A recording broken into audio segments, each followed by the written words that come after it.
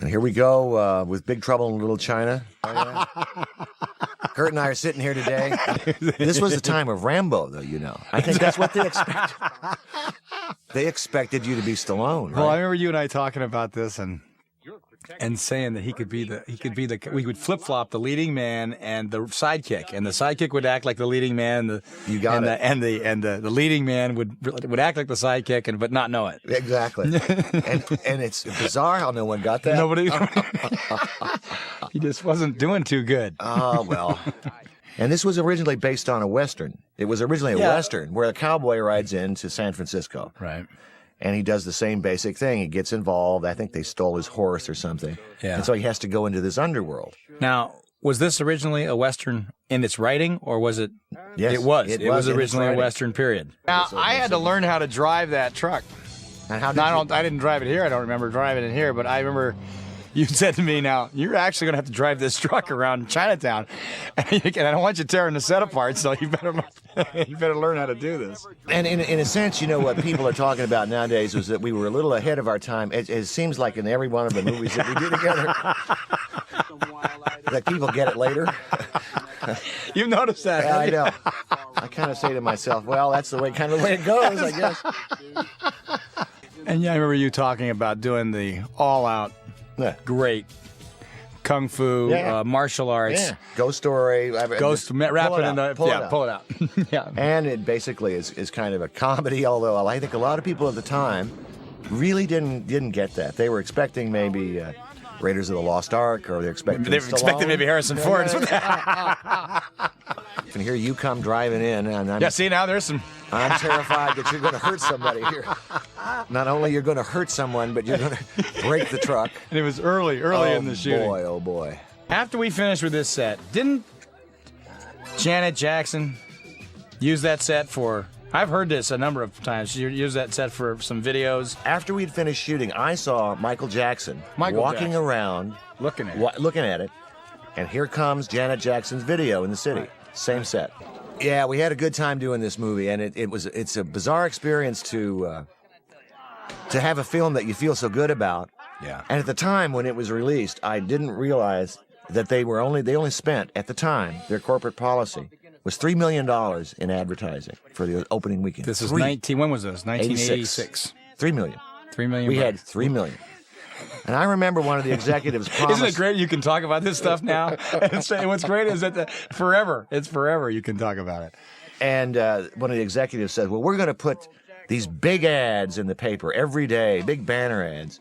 I looked at these things. I remember that. I remember saying, who is this guy? And I remember, first of all, I don't think anybody knew me. Second of all, if they would have recognized me, you couldn't from the picture, and it didn't mean anything. I remember the ads were, who is this? Or where's he going? And it was like, who cares? Who gives a shit? Who gives a shit? I don't know who it is, and I don't care. And I can remember that about a week before the movie, some people said to me, don't you have a movie coming out? Didn't you and John do a movie? And I said, yeah, it's coming out like within a week. And they said, well, where you can't find it. Couldn't find it. It was pretty. I want to point out to you that you had a pretty nice looking hair during this particular period. This was your. Yeah. Look at that. Isn't that nice? This is very nice. You know, I kind of an 80s hockey. Oh, well, hockey it was. You know, I loved. I love your performance in this. Of course, my favorite performance is still Captain Ron, but I think second to that. Second to that is this. This was one of my favorites to do because we had so much fun. Oh, it was a blast. It was a blast doing. The fun of making the film is, I think, reflected in the movie.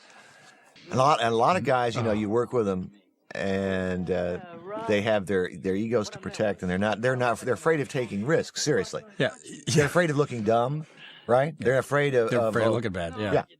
That's what we tried. We wanted to have a guy here that was not quite as sharp as he thought he was. And he thinks he's a whole lot more capable than he is. He has a big swagger to him. Yeah. And he's really useless. He's out of it. He's completely out of it. Completely out of it.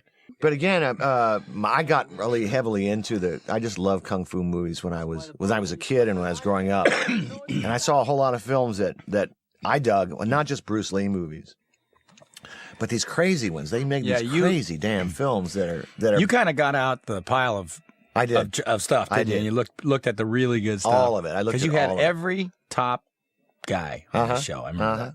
At the time, these were the top guys. Now, I just saw a little bit of, not the whole thing, but I saw a little bit of Crouching, it's hidden, awesome. hidden, It's hidden awesome. Crouching Tiger, It's Hidden awesome. Dragon. They're flying around on wires. But some of that stuff that you did in this movie, I didn't have you didn't have that. I mean, they have a sword fight on top of some trees. They go on rooftops. Yeah. They're using this 30-foot crane that moves on a track to haul the actors around. Yeah, right. Can you imagine you on a crane like this? Yeah, no, I mean, I'd love it. This movie, strangely enough, found its audience in home video. Yeah. People started to love it, and they watched it. Well, it's fun to run into people today. You can always tell somebody's sense of humor by if they like this movie or not. Yeah. And I think of this is one of those movies that of all the movies I've worked on, they either love this or they never saw it. They never saw it, and they wouldn't get it if they did. They wouldn't get it. But now, all these years later, there are some people who just, this is tops on their list. I know. They really love it. And it's fun to talk with them about it. When you were doing this, because I remember on the other ones on Escape, and when we did Elvis, you were very, very well prepared. Wouldn't be the only word. I mean, you really knew what you were going to do. You really knew. And I'm looking at this now, and I'm realizing how many different shots there are.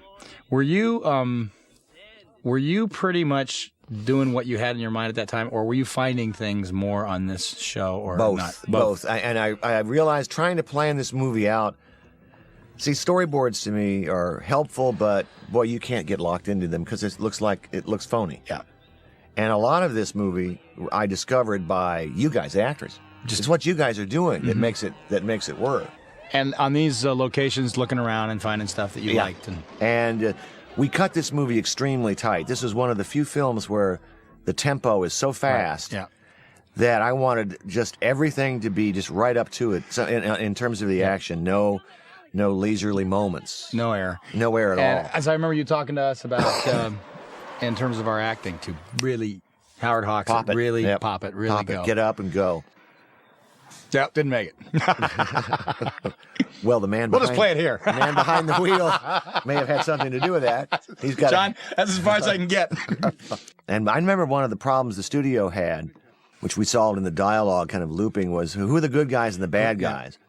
Well, the whole point of it all was to kind of be confusing because you're in the eyes of Jack Burton, who has no idea. And I thought maybe I think they saw a different movie. Maybe. I believe they did. I never forget this, though. I remember when we did the junket for this, and I had never been on a movie up until that point, and have never been on one since then, where so many of the junket guys, the critics and the reporters, I'll bet 80% of them said to me, "So how does it feel to know that when this comes out, it's going to be the biggest movie of the year?"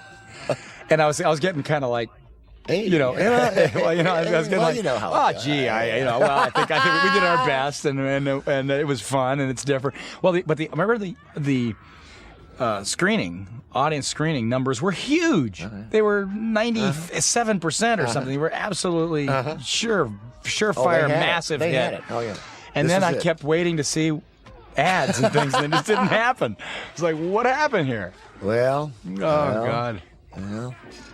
You loved them. You loved that whole world, the fascination. You were fascinated with it. I don't even know. I remember this scene, to my shock, was and I don't know why this should happen, but I remember shooting away at this scene and being almost done with it and congratulating myself until Dean Cundy, the director of photography, said, "We haven't shot the other direction yet." What? I could have sworn we did. I thought we did. Really?